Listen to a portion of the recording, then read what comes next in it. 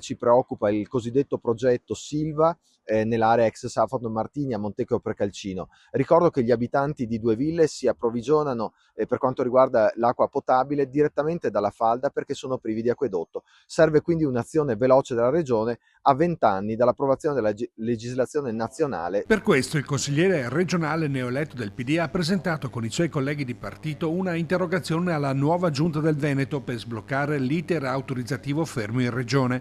Ad agosto 76 sindaci avevano chiesto una zona di salvaguardia di Villa Vella Due Ville, vietando qui la gestione di rifiuti e lo smaltimento di sostanze chimiche. Insieme a Chiara Luisetto, che di questa vicenda si era già occupata nella precedente legislatura, abbiamo chiesto alla Regione di procedere velocemente all'approvazione delle aree di salvaguardia che il Consiglio di Bacino nell'agosto di quest'anno aveva già portato in approvazione. Si sono mosse le amministrazioni comunali, si sono mossi i gestori del servizio idrico integrato per tutelare la falda in un punto che è tra i più strategici per l'approvvigionamento idrico di tutta la regione, sopra una delle falde acquifere più grandi d'Europa.